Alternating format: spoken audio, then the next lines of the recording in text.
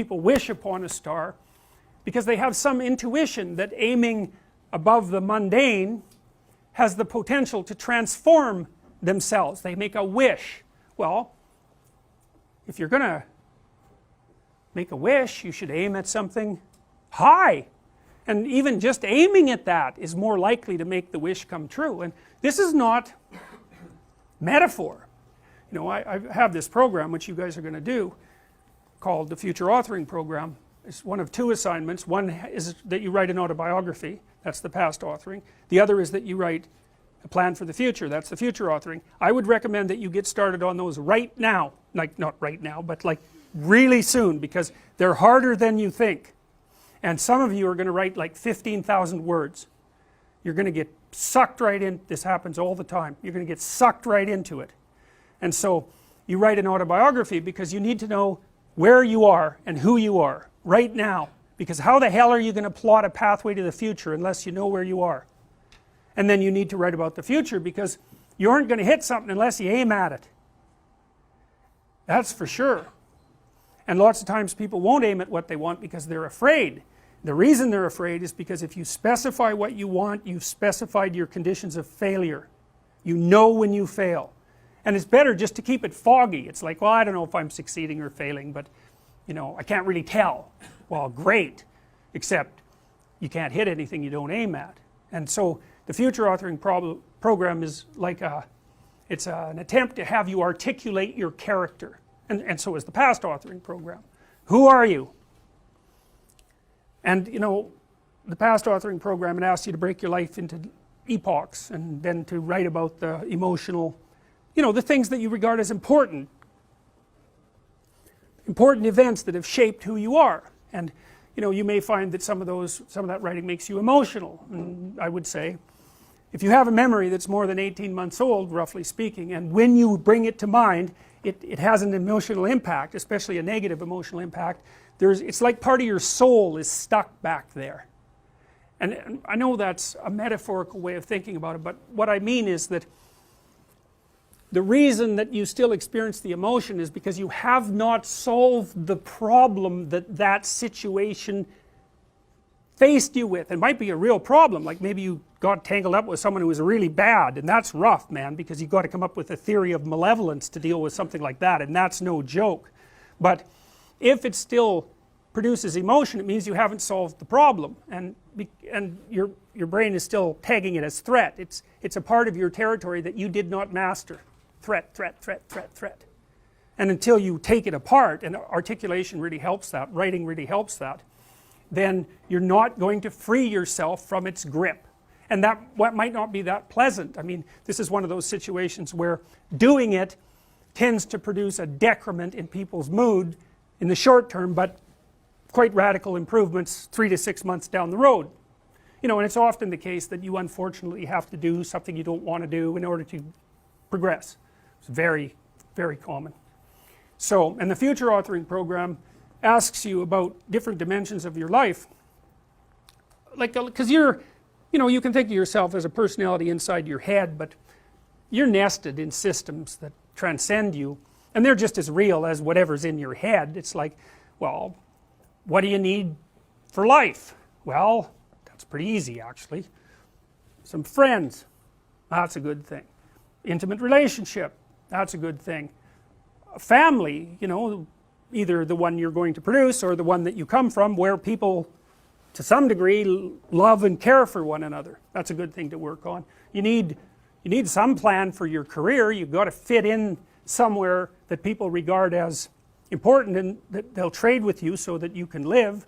You need something worthwhile to do with the time that you're not at work, and you need to pay attention to your mental and physical health, and you need to regulate your use of substances, which is a strange one, but alcohol does lots of people in, so it's worth thinking about. That's why we put it in there. So then it's like, okay, what the hell do you want?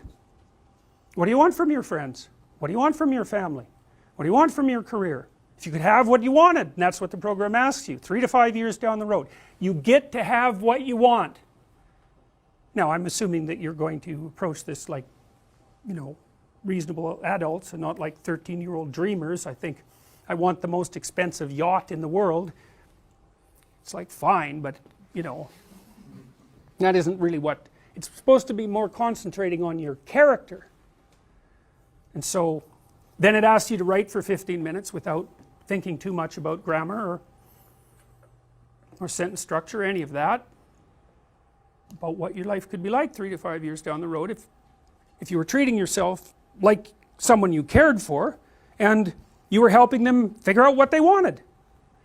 And then it asks you to do the same thing in reverse, which is to think about the ways that you're radically insufficient and your faults.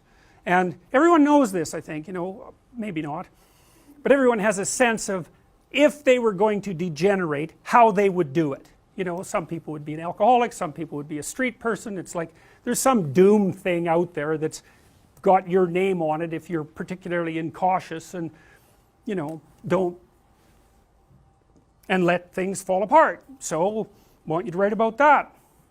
What do you not want to have happen in 3 to 5 years?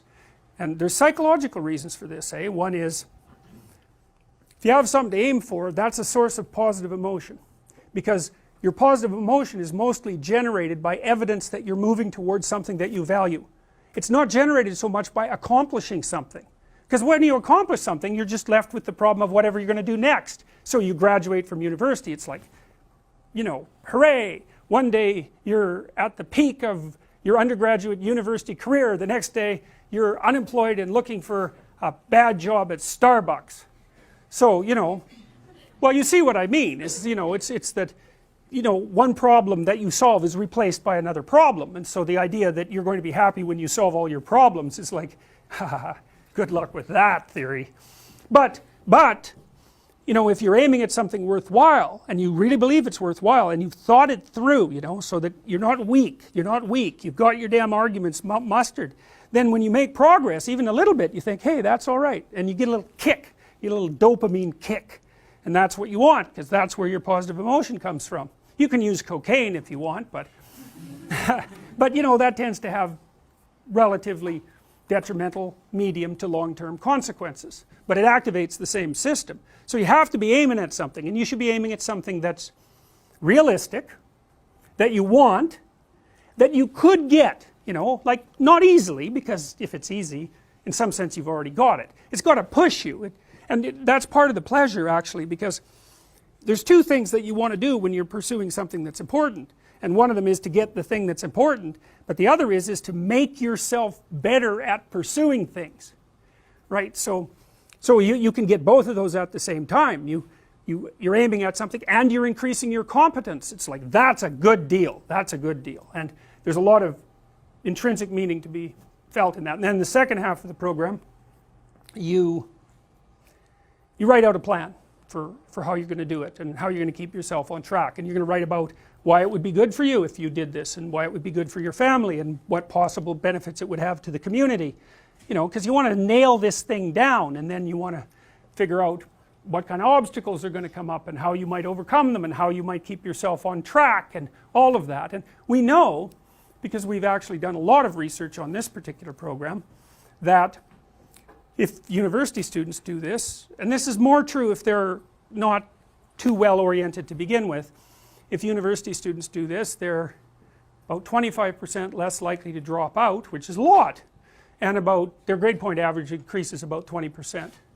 So hooray for that, you know, because you never know when you develop an intervention if it's going to work. There's also evidence, but not from my lab, that doing such things improves your physical health, and I think the reason for that is that, you know, when you go over your autobiography and you scour out those negative places that you're sort of dragging along with you, it lowers your overall stress load, because your brain is kind of, I think it's calculating how dangerous the world is by attending to the ratio of successes to failures that you've had in your life, something like that. And so, you know, if there are holes in your map that you could still fall through, then your brain regards the territory still as a bit on the dangerous side, and then you're more prepared for emergency action, and that's hard on you. So you want to go back there and fix up those experiences to the degree that you can.